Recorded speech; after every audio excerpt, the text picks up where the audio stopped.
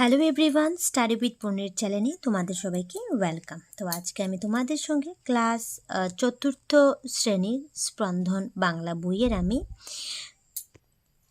আমি প্রথম অধ্যায়ের আমাদের চারপাশে পার্ট 1 আছে তাল গাছ এবং পার্ট 2 আছে একটি ফুটো কলসি। তাহলে পার্ট 1 এবং পার্ট 2 তোমাদের সঙ্গে আলোচনা করব। তাহলে আমার ভিডিওটা তোমরা স্কিপ না করে দেখতে থাকো। এন্ড অবশ্যই আমার চ্যানেলে যদি নতুন কেউ ভিজিট করে থাকো তাহলে অবশ্যই আমার চ্যানেলটাকে লাইক, শেয়ার অ্যান্ড সাবস্ক্রাইব করে নেবে পরবর্তী নোটিফিকেশন পাওয়ার জন্য। তাহলে চলো প্রথমে পার্ট 1 যেটা আছে তাল গাছ, সেটা কবিতাটি প্রথমে আমি আবৃত্তি করব। তাহলে চলো কবিতাটি আবৃত্তি করি। প্রথম হলো তাল গাছ। এক পায়ে দাঁড়িয়ে সব গাছ ঝাড়িয়ে উকি মারে আকাশে, মনের স্বাদ কালো মেঘ ফুরে যায়, একেবারে উড়ে যায়, কোথা পাবে পাখা সে। তাই তো সে ঠিক তার মাথাতে গোল গোল পাতাতে ইচ্ছেটি মেলে তার, মনে মনে ভাবে বুঝি ডানা এই উড়ে যেতে মানা নেই, বাসাখানি ফেলে তার।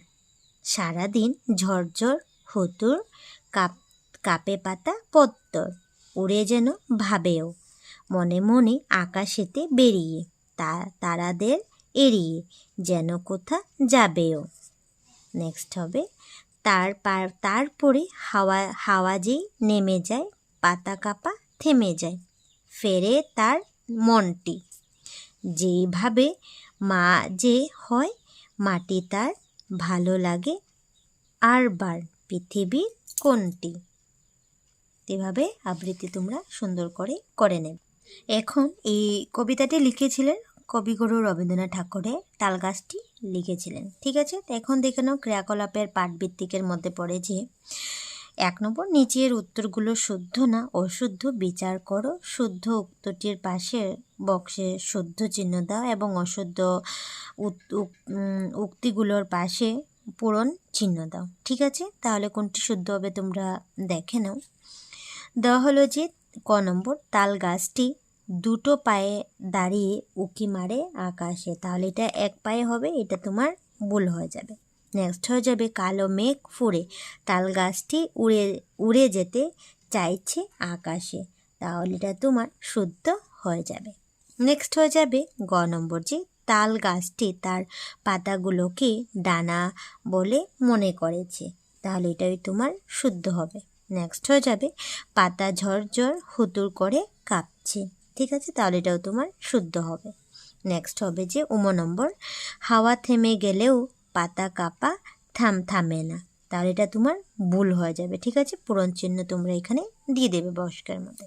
তারপর নেক্সট দেখে না নাম্বার 2 হলো যে নিচের ছবিগুলো দেখে পাঠ্য কবিতাটির কোন পংক্তিটির সঙ্গে সেটার মিল রয়েছে তা শূন্যস্থানে লিখো। ঠিক আছে, দেখতে পাচ্ছ এখানে ছায়া প্রথম ছবিতে দেওয়া আছে, যেটা ছবি দেখে তোমরা লিখতে পারো যে এক পায়ে দাঁড়িয়ে সব কাজ ঝাড়িয়ে উকি মারে আকাশে। ঠিক আছে, ভাবে লিখে নেবে। নেক্সট ছবির যে দৃশ্য তা দিয়ে বলতে পারো যে আকাশেতে বেরিয়ে তারাদের এড়িয়ে যেন কোথা যাবেও। ঠিক আছে, এই দুটি সেন্টেন্স তোমরা লিখে নেবে। তারপর নেক্সট দেখে নাও 3 নম্বর কোশ্চেন হলো যে ভাবো এবং লেখো। তাহলে প্রশ্ন উত্তরগুলি তোমরা এখন লিখবে। প্রথম কোশ্চেন হলো যে তাল গাছ থেকে আমরা কি কি পাই। তাহলে আনসার লিখতে পারো যে তাল গাছ থেকে আমরা ফল, পাখা এবং বাতাস পাই। ঠিক আছে, এভাবে আনসারটি তোমরা লিখবে। খ নম্বর হবে পৃথিবীর সমস্ত গাছ যদি উড়ে বেড়াতে পারতো তাহলে কি হতো। তাহলে আনসার লিখবি পৃথিবীর সমস্ত গাছ যদি উড়ে বেড়াতে পারতো তাহলে বাতাসে তাপমাত্রার হেরফের হতো, ফলে এই পৃথিবী মানুষের বসবাসের অযোগ্য হয়ে উঠত। গ নম্বর হবে যদি তুমি সেই উড়ন্ত গাছের সঙ্গী হওয়া সুযোগ পাও তাহলে কোন গাছটিকে তুমি বেছে নেবে এবং কেন। তাহলে তুমি আনসারটি লিখতে পারো, যদি আমি সেই উড়ন্ত গাছের সঙ্গী হওয়ার সুযোগ পাই তাহলে আমি বট গাছটিকে বেছে নেব, কারণ বট গাছটি থাকার জন্য নিরাপদ। ঠিক আছে, এবার আনসারটি তোমরা লিখে নেবে। নেক্সট দেখে নাও, এখানে দেওয়া হলো যে নিচের শব্দগুলো দিয়ে একটি করে বাক্য রচনা করো। ঠিক আছে, তাহলে দেখতে পাচ্ছ এখানে দেওয়া হলো যে পাতা, পাতা দিয়ে তুমি বাক্য রচনা করবে যে জল পড়ে পাতা নড়ে। হাওয়া দিয়ে বাক্য রচনা করবে যে গরম হাওয়া বইছে। মেঘ দিয়ে বাক্য রচনা করবে যে আকাশে মেঘ করেছে। পৃথিবী, পৃথিবী দিয়ে তুমি লিখতে পারো পৃথিবীর আকার গোল। ঠিক আছে, ভেবে তুমি আনসারটি লিখে নেবে। তারপর নেক্সট 5 নম্বর দেওয়া হলো যে নিচের ছবি দুটো থেকে প্রথম পংক্তিটির শূন্যস্থান পূর্ণ করো এবং শেষে নিজের থেকেই আরও দুটি পংক্তিটি লেখার চেষ্টা করো। ঠিক আছে, দেখতে পাচ্ছ এখানে আমি লিখে নিয়েছি যে উফ কি যে গরম যাচ্ছে না থাকা, এখানে গরম লিখে নেবে। বাঘ মামা হাওয়া খায় হাতে পাখা খায় হাতে হাত পাখা। ঠিক আছে, তুমি হাত পাখা লিখে নেবে। তারপর আর দুটি সেন্টেন্স এভাবে লিখতে পারো যে গরমকালেতে ভাই হাঁসফাঁস বই সব ঠাই প্রাণ জুড়াতে তাই গাছে নিচে যাই। ঠিক আছে, তারপর 2 নম্বরটি লিখতে পারো তাল গাছেতে ঝুলছে দেখা বাবুই পাখির বাসা, শিল্পী পাখি বাসা বানায় মনের স্বপ্ন আশা। আপন ঠোঁটে গড়াইয়ের ঘর ভীষণ শক্ত খাসা, বাসা মানেই আপন লোকের স্নেহ ভালো বাসা। তাহলে এভাবে শূন্যস্থানটি তোমরা পূর্ণ করে দেবে। নেক্সট দেওয়া হলো যে 6 ক দেখে নাও যে নিচে ধারণা চিত্রটি সম্পূর্ণ করো। তাহলে দেখতে পাচ্ছ গাছ থেকে আমরা কী পাই। তাহলে দেখতে পাচ্ছ প্রথম দিয়ে দিচ্ছে কাগজ এবং বনৌষধ আমরা পাই। আরও কী পাই দেখতে পাচ্ছ ফুল পাই, ফল হয়ে যাবে শাকসবজি, কাঠ, বাতাস, আসবাবপত্র। ঠিক আছে, এভাবে তোমরা লিখে নেবে।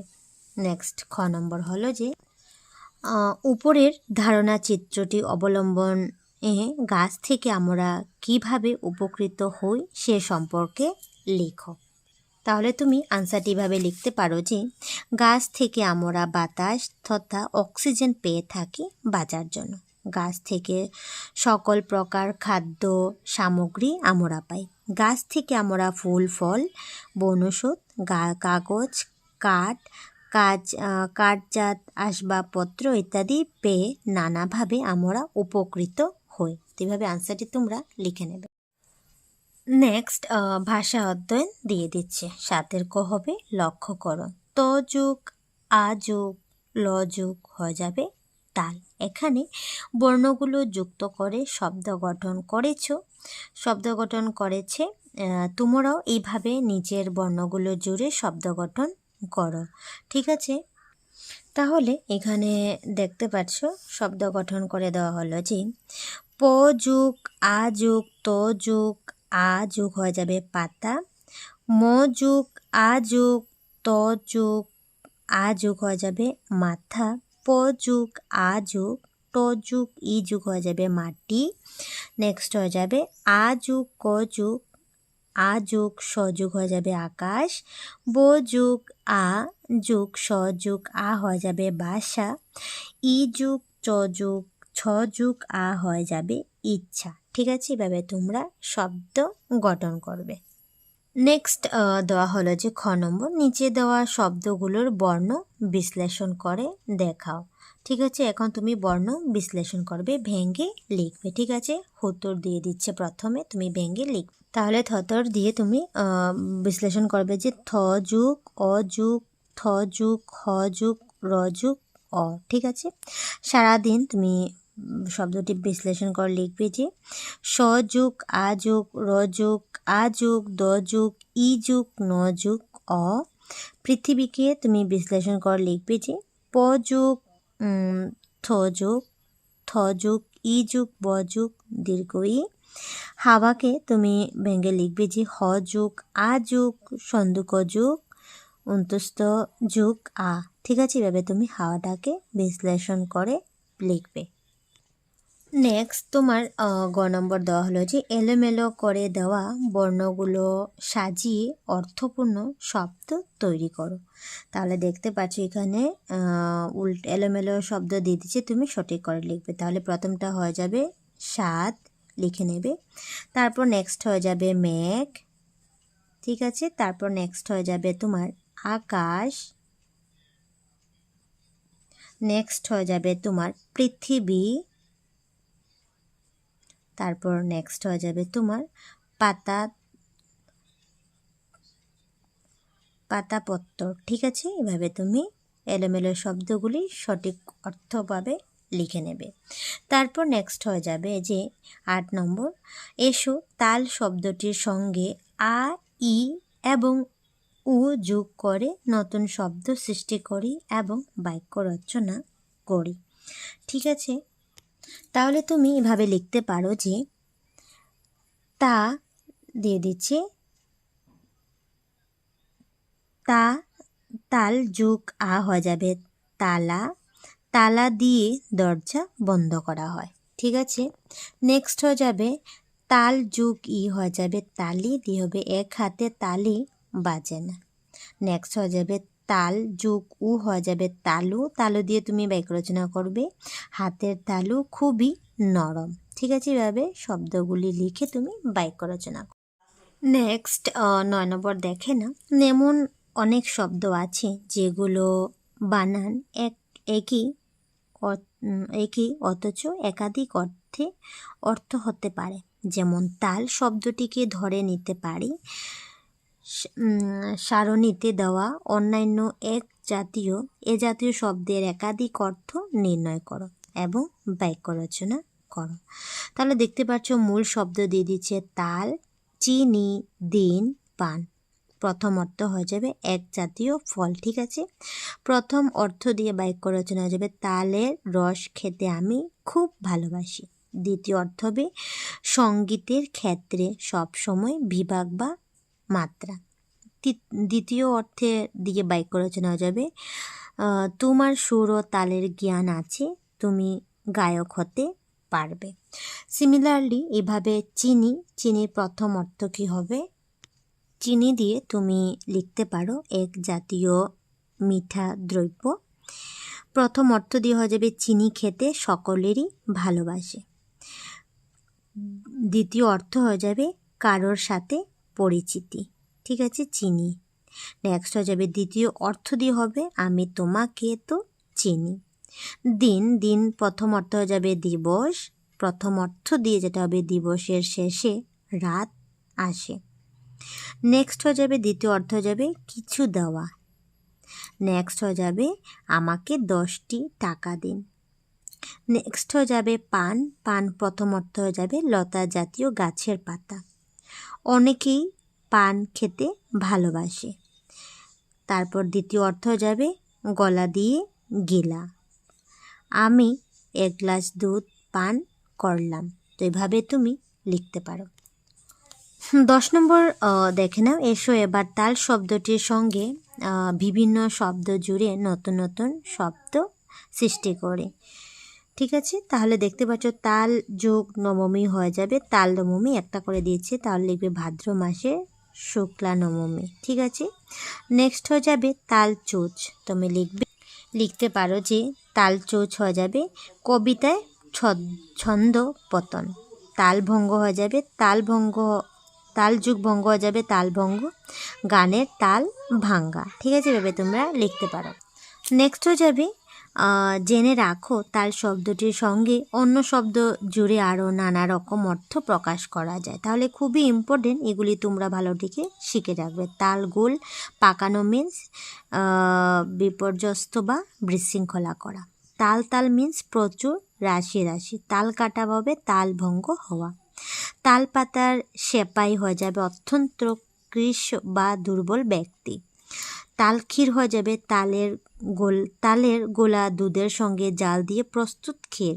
তাল পুকুর হয়ে যাবে যে পুকুরের চারিদিকে তাল গাছ আছে। তাল বেতাল হয়ে যাবে তাল ও বেতাল নামের 2 পিশাচ যাদের বিক্রমাদিত্য অনুচরে পরিণত করেছিলেন, ঠিক আছে, খুবই ইম্পর্টেন্ট, তোমরা শিখে নেবে।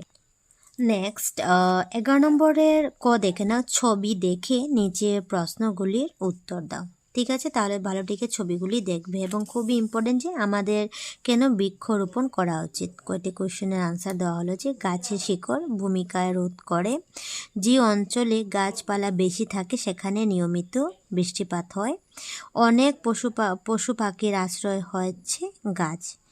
আচ্ছা ঠিক আছে, গাছ বায়ু শীতল করে রাখে, গাছপালা দূষিত বায়ু শোধন করে, অক্সিজেন গ্যাস ছাড়ে। ঠিক আছে, তার জন্য আমাদের গাছ রোপণ করা উচিত। ঠিক আছে, খুবই ইম্পর্টেন্ট, এখান থেকে শর্ট কোয়েশ্চেন আসতে পারে 4টা।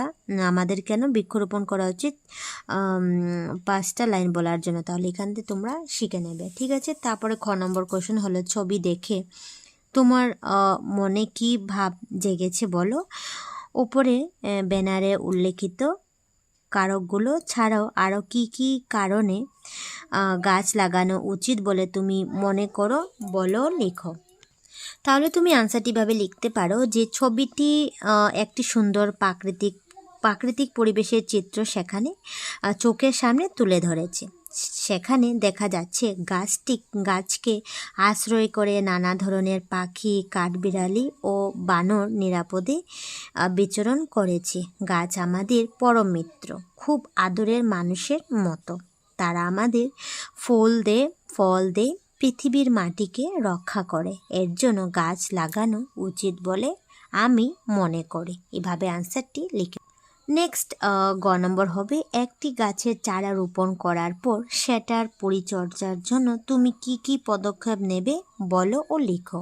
আনসারটি তোমরা এভাবে লিখতে পারো যে একটি গাছের চারা রোপণ করার পর সেটাকে বড় করে তোলার জন্য বাঁশের বেড়া দিয়ে গরু ছাগলের হাত থেকে রক্ষা করব, আগাছা দমন করব, আর নিয়মিত জল ও সার দেব যাতে তাড়াতাড়ি বেড়ে ওঠে। ঠিক আছে, এভাবে আনসারটি তোমরা লিখবে।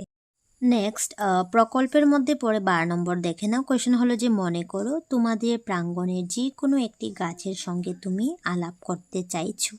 গাছটির উদ্দেশ্যে তুমি 5টি প্রশ্ন তৈরি করো। ঠিক আছে, তাহলে আনসারটি ভাবে লিখতে পারো। কিভাবে তুমি 5টি কোয়েশ্চেন করতে পারো যে গাছ তোমার কি উড়বার ইচ্ছে হয়।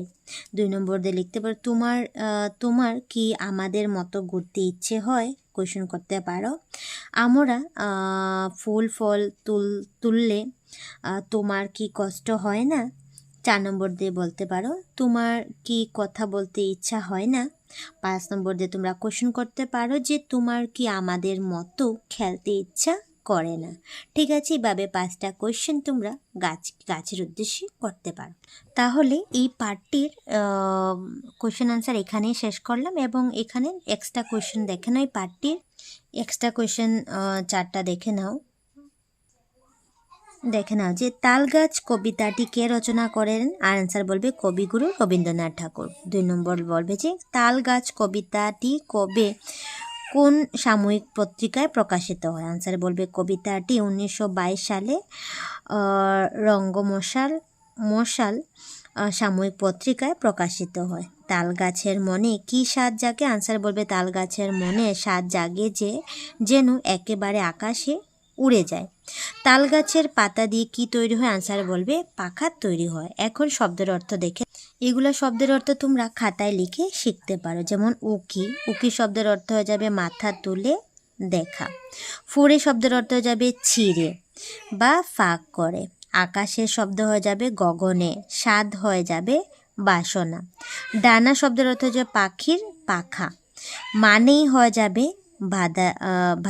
বাধা নেই। হাওয়া শব্দের অর্থ হয়ে যাবে বাতাস। এড়িয়ে শব্দের অর্থ হয়ে যাবে আড়াল করে। মাটি শব্দের অর্থ হয়ে যাবে মৃত্তিকা। বার শব্দের অর্থ হয়ে যাবে আবার। পৃথিবীর শব্দের অর্থ হয়ে যাবে জগতের। ঠিক আছে, তাহলে এই পার্টটির ভিডিওটা আমি এখানে শেষ করলাম। পার্ট 2 এখন নেক্সট ভিডিওতে তোমরা পার্ট 2 একটি ফুটো কলসি।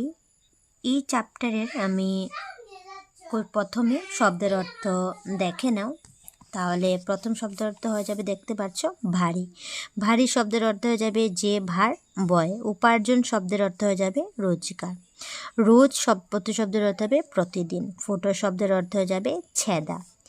এ ব্যাপারে শব্দের অর্থ হয়ে যাবে বিষয়ে, নিখুঁত হয়ে যাবে ক্ষতহীন, যন্ত্রণা হয়ে যাবে কষ্ট, জিজ্ঞাসা হয়ে যাবে প্রশ্ন, সাত সকালে হয়ে যাবে ভোরবেলা, খেয়াল হয়ে যাবে নজর, পূর্ণ হয়ে যাবে ভর্তি, অনাবশ্যক হয়ে যাবে তোমার অদরকারি, মূল্য শব্দের অর্থ হয়ে যাবে দাম, দৃশ্য শব্দের অর্থ হয়ে যাবে ছবি, রঙিন শব্দের অর্থ হয়ে যাবে লাল, তরতাজা হয়ে যাবে তোমার ফুটফুটে, সতেজ শব্দের অর্থ হয়ে যাবে অজান্তে, সতেজ হয়ে যাবে ফুটফুটে বা সতেজ বলতে পারো, অজান্তে শব্দের অর্থ হয়ে যাবে না জানি, ভাবিনি শব্দের অর্থ হয়ে যাবে চিন্তা করিনি। ঠিক আছে, শব্দের অর্থ তোমরা খাতায় লিখ।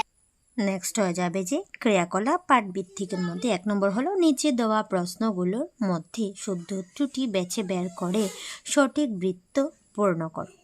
তাহলে প্রথম দেখে নাও, জলবাহক ব্যক্তি কাঁধে কলসি জোড়া বেঁধে নিয়ে রাস্তায় কোন দিক দিয়ে আসা যাওয়া করতেন।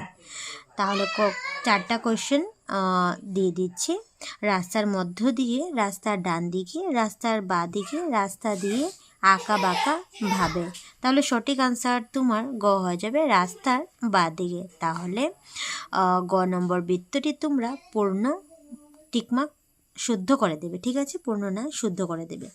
তারপর নেক্সট হয়ে যাবে বন্ধু এখন মনটা ভালো লাগছে। ফোটোহীন কলসিটির কখন ভালো লেগেছিল। তাহলে প্রথম আনসার হয়ে যাবে তোমার খ নম্বর, সঠিক হয়ে যাবে যে যখন ফুটো কলসিটির অনাবশ্যক নয় বলে জানতে পেরেছিল। তাহলে খ নম্বর তুমি টিকমার্ক করে দেবে। নেক্সট নাম্বার 2 হলো যে নিচের প্রশ্নগুলোর উত্তর বলো এবং লিখো। তাহলে প্রথম কোয়েশ্চেন হলো যে জলবাহকের বাড়ি কোথায় ছিল। আনসার বলতে পারো যে জলবাহকের বাড়ি পাহাড়পুর গ্রামে। জলবাহকের বাড়ি থেকে নদীর ঘাটের দূরত্ব কতটুক ছিল। আনসার বলবে জলবাহকের বাড়ি থেকে নদীর ঘাটের দূরত্ব ছিল মাত্র 1 মাইল। ফুটো গ নম্বর হবে ফুটো কলসিটি কেন কেঁদেছিল। আনসারে বলবে ফুটো কলসিটি অকেজো হয়ে গেছে বলে কেঁদেছিল। ঘ নম্বর হবে নিখুঁত কলসিটি কেন ভয় পাচ্ছিল। আনসারে বলবে নিখুঁত কলসিটি ভয় পেয়েছিল কারণ মালিক ভারী বন্ধু ফুটো কলসিটিকে ফেলে দেবে এই ভেবে। উম নম্বর হবে যে জলবাহক কলস দুটোকে কেন রাস্তার পাশে নিয়ে গিয়েছিলেন। আনসার বলবে জলবাহক কলস দুটোকে রাস্তার পাশে তরতাজা ফুল গাছগুলোকে দেখাতে নিয়ে গিয়েছিলেন, যে গাছগুলো উপর ফুটো কলসিটির জল পড়ছিল। 4 নম্বর কোয়েশ্চেন হলো যে রাস্তাটির এক পাশে কেন ফুল ফুটেছিল। আনসার বলবে রাস্তাটির এক পাশে ফুটো কলসির জল পড়েছিল, তাই সেখানে ফুল ফুটেছিল। নেক্সট 3 নম্বর দেখে নাও, দল গঠন করে আলোচনা করো এবং প্রশ্নগুলির উত্তর দাও। প্রথম কোয়েশ্চেন হলো যে জলবাহক ফুটো কলসি ও ফুটোহীন কলসির মধ্যে কোন চরিত্রটি তোমার সবচেয়ে ভালো লেগেছে এবং কেন। তাহলে আনসার তোমরা এইভাবে লিখতে পারো যে জলবাহক ও ফুটো কলসি ও ফুটোহীন কলসির মধ্যে আমরা ফুটোহীন কলসিটির চরিত্রকে সবচেয়ে ভালো লেগেছে কারণ সে সত্যিকারের বন্ধু। খ নম্বর হবে যে ফুটো কলসিটি নিখুঁত কলসিটির একজন ভালো বন্ধু ছিল। এ কথাটি গল্পের কোন জায়গায় থেকে তুমি বুঝতে পেরেছো। আনসারে বলবে যে গল্পটির একেবারে শেষ অংশ থেকে বুঝতে পারা যায় যখন ফুটো কলসি আনন্দ দেখে ফুটোহীন কলসিটিও আনন্দ প্রকাশ করলো, তখন বোঝা যায় ফুটো কলসি নিখুঁত কলসির একজন ভালো বন্ধু হয়। ঠিক আছে, আনসারটি তোমরা খাতায় লিখে নেবে। নেক্সট 4 নম্বর দেখে নাও, নিচে প্রদত্ত জলবিন্দুর মধ্যে থাকা শব্দগুলোর অর্থ পাশের কলসি থেকে খুঁজে বের করে লিখো। দেখতে পাচ্ছ জলবাহক শব্দের অর্থ তুমি কলসি থেকে অর্থ খুঁজে লিখে নেবে। তারপর দিয়ে দিচ্ছি উপার্জন, অনাবশ্যক, রঙিন। ঠিক আছে, তাহলে জলবাহকের শব্দ হয়ে যাবে তোমার ভারী, বাহক। ঠিক আছে, নেক্সট হয়ে যাবে উপার্জন শব্দের অর্থ হয়ে যাবে রোজগার করা। অনাবশ্যক শব্দের অর্থ হয়ে যাবে কোনো কাজে প্রয়োজনীয় নয়। রঙিন শব্দের অর্থ হয়ে যাবে রংযুক্ত। তারপর নেক্সট শব্দের অর্থ জেনে নাও যে জলবাহক মানে কি, তাহলে বলবে যিনি ভারে ভারে করে জল বহন করে নিয়ে গিয়ে বিক্রি করেন তাকে জলবাহক বলা হয়। প্রতিদিন শব্দের অর্থ হয়ে যাবে নিত্যদিন বা সব সময়। নেক্সট দেখে নাও 5 নম্বর হবে নিচে প্রদত্ত পদগুলোর নিচের স্থানগুলোতে পৃথক পৃথক করে লিখো। তাহলে দেখতে পাচ্ছ অনেক দিন আগেকার কথা, তাহলে অনেক দিন লিখবে আগেকার, নেক্সট লিখবে কথা। তাহলে প্রদত্ত বাক্যগুলি পৃথক পৃথক করে লিখে নেবে। তারপর নেক্সট দেখে নাও একটি কলসির গায়ে ফুটো হয়ে যায়, তাহলে প্রথম লিখবে একটি, নেক্সট লিখবে কলসি, নেক্সট লিখবে গায়ে, নেক্সট হয়ে যাবে ফুটো, নেক্সট হয়ে যাবে হয়ে এবং নেক্সট হয়ে যাবে যায়। তাহলে এইভাবে তোমরা ব্যাংকে তারপর 5 খ দেখে নাও যে নিচের বাক্য দুটোর পদগুলো এলোমেলো করে দেওয়া হয়েছে, পদগুলো সঠিক স্থানে বসিয়ে শুদ্ধ বাক্যটি শূন্যস্থানে লেখো। তাহলে দেখতে পাচ্ছ এখানে এলোমেলো দিয়ে দিচ্ছে যে আলো ভালো একটি ছেলে মলয়, তাহলে তুমি শুদ্ধ করে লিখবে মলয় একটি ভালো ছেলে। ঠিক আছে, এভাবে লিখে নেবে, একাটা লাগাবে না। ঠিক আছে, নেক্সট হবে শ্রেণীতে চতুর্থ পড়ে সে, তাহলে লিখবে সে চতুর্থ শ্রেণীতে পড়ে। তো এভাবে তুমি লিখে নেবে। নেক্সট দেখে নাও একটি শর্ট কোশ্চেন আসতে পারে গ্রামারের যে শব্দ কাকে বলে, তাহলে আনসার লিখতে পারো এক বা একাধিক ধ্বনি একসাথে মিলিত হয়ে কোনো অর্থ প্রকাশ করলে তাকে শব্দ বলা হয়। যেমন উদাহরণ বন্ধু, এখন, মন, ভালো লাগা। ঠিক আছে, এগুলির সবগুলি শব্দ বলে, তাহলে তোমরা শিখে নেবে। নেক্সট 6 নম্বর হলো যে দলে ভাগ হয়ে আলোচনা করে উত্তর দাও। ক নম্বর হবে জল আনা ও রাখা ছাড়া আর কি কি কাজে কলসি ব্যবহার করা হয়। তাহলে তুমি আনসারটি ভাবে লিখতে পারো যে জল আনা ও রাখা ছাড়া কলসি হিন্দুদের পূজীয় ঠাকুরের ঘট হিসেবে ব্যবহার করা হয়। এছাড়াও পুরনো কলসে নানা ধরনের ছোট ছোট জিনিস ভর্তি করে রাখা যায়।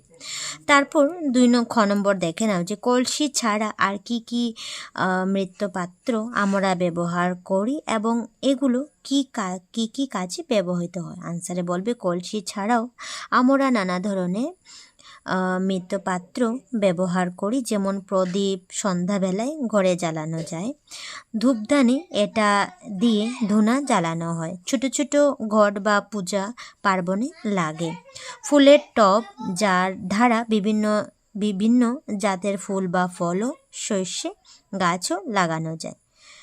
তাছাড়া মাটির বাসন ও থালা এগুলো নানা কাজে লাগে। ঠিক আছে, ভেবে আনসারটি তোমরা নেক্সট ভেবে এসো ভাবি। 7 নম্বর হলো তোমরা গল্পটি শুনে বুঝতে পেরেছে যে কলসিটির প্রথমে নিজের গায়ের ফটোটিকে নিজের অযোগ্যতা বলে ভেবেছিল, কিন্তু পরে বুঝতে পারলো সে আসলে প্রকৃতির সাহায্য করেছে। আমরা আমাদের বিভিন্ন কাজের মাধ্যমে পরিবেশকে বিভিন্নভাবে সাহায্য করি। তুমি এ ধরনের কিছু সংখ্যক কাজের বিষয়ে নিচের তালিকায় লিখো। প্রথম দেখে নাও আমি প্রকৃতিকে ভালোবাসি, তাই আমি বিনা কারণে গাছের ডাল পাতা ছিঁড়ি না। আরও লিখবে যে আমি প্রকৃতিকে ভালোবাসি, তাই আমি বিনা কারণে গাছের ডাল পাতা ছিঁড়ি না, আমি কখনো গাছ কাটি না, আমি পাখির থাকার বাসা তৈরি করে দিই, আমি একটি গাছ কাটলেও আরও 3টি গাছ লাগাই। তো এইভাবে আনসারটি তোমরা। নেক্সট 8 নম্বর হলো যে তোমার চারপাশে কি কি জিনিস তোমার বেশি ভালো লাগে এবং কেন ভালো লাগে লিখো। তাহলে তুমি আনসারটি ভাবে লিখতে পারো আমার চারপাশে গাছপালা, ঝোপ জঙ্গল, নদী নালা, পুকুর, জীবজন্তু, কীট পতঙ্গ, পাখি এগুলোকে আমার ভালো লাগে কারণ এগুলো পৃথিবীর পরিবেশকে রক্ষা করছে। ঠিক আছে, এভাবে আনসারটি লিখ। নেক্সট 9 নম্বর হলো নিচে ছবিটি দেখো এবং ছবিতে বর্ণিত বিষয়টি সম্পর্কে একটি অনুচ্ছেদ প্রস্তুত করো। তাহলে দেখতে পাচ্ছ ছবিটি খুব ভালোটিকে লক্ষ্য করো এবং দেন অনুচ্ছেদটি কী হবে দেখে নাও। অনুচ্ছেদটি ভাবে হতে পারে যে নিচের ছবিতে দেখা যাচ্ছে যে ভাই আর বোন, ভাই অমল আর বোন রিনা। ভাই বোন পাখিদের আঘাত করে না, তারায় না, বরং তারা পাখিদের জন্য খাবার জোগাড় করে, প্রতিদিন থালায় করে কলসির ভিতরে পাখির বাচ্চাদের খাবার দেয়। ওরা গাছপালা লতা পাতা ছেড়ে না। এভাবে আমাদের সকলেই পরিবেশকে বাঁচাতে হবে। ঠিক আছে, এভাবে আনসারটি সুন্দর করে খাতায় লিখতে পারো।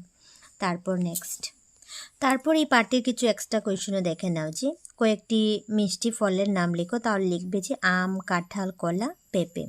কয়েকটি ফুলের নাম লিখতে পারো, জবা, পদ্ম, গোলাপ, টগর, জুঁই। কয়েকটি পাখির নাম লিখতে পারো, ময়না, টিয়া, শালিক, চড়ুই, ঘুঘু। ঠিক আছে, তাহলে এই পার্টি ভিডিওটা আমি এখানেই শেষ করলাম। ভিডিওটা কেমন লাগলো অবশ্যই কমেন্টে জানাবে। তাহলে টাটা।